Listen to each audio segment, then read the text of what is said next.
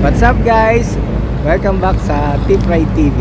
So ayun guys ha, kahapon ay nag-vlog tayo sa MOA, yung Pyro Musical Competition, no? Ngayon guys, yung sinabi ko kagabi, ayan, umabot tayo sa sa ating i-vlog ngayon, no? Mga i-vlog natin yung mga vloggers. Basahin ko na lang guys ha. Teka lang ha. Ito guys, kaya ako nandito sa Santo Tomas at nandito ako ngayon sa Riders Assistance Center, no? Riders Assistance Center. Ayan guys, I love Santo Tomas, no? Pag kayo kumanan dyan, ito sa harap ko.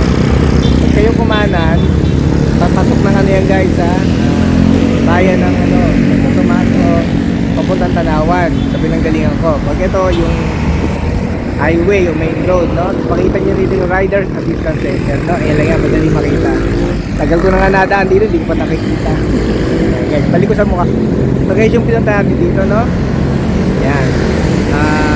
Second Motivated All-Star Breakfast, no? At ang naman dito ay mga vlogger, no? Hindi ko masyadong pamilya, pero sabihin ko yung team nila, ayan. Team Katagumpay, o mga Team Gravity, o mga Ibo. Ayan, All-Star Ibo, no? Mamaya na lang i-vlog natin sila isa-isa kung may time tayo, pa-selfie tayo, no? So ngayon guys ay February 23, no? Sunday. Yan, free to join the advocacy, join the movement, no? Yan, road safety advocacy. Ang meet up dito guys ay 8 AM dito sa Riders Assistance Center nga ng Santo Tomas, no? Tapos ang next niyan ay Motor Clyde Batangas, no? Mapuntang Padre Pio yan, sinasipan nila ang gabi. Tapos makatapos ng guys, JT's Bulalo Tagaytay. Malaman natin kung makasama tayo sa libreng breakfast daw. Ayun guys, no? Pero itong mga vlogger na to, ang starting talaga nila ay dun sa Caltex Mamplasan, sa Expressway, no? Hindi ko alam kung saan yan, basta Caltex Mamplasan. So, ang meet up nila dun ay 6 AM 400cc dapat ang motor mo. Ngayon guys, may tayo dito, bago tayo nakilala ng kay Gixer, pareho ng motor ko, vlog natin, interview natin si Sir. Ayan, ito si Sir, no? Kakarating ko lang, gulat ako, pareho kami ng motor. Gixer, simpa, no? Ayan, habang inatay namin yung mga vlogger, kukwentuhan muna tayo kasama dito. Sir, nagkasama po kayo? Santa Maria, Santo Tomas, Batangas. Santa Maria, Santo Tomas, Batangas. Taga dito lang guys. Anong pangalan po? Hawi.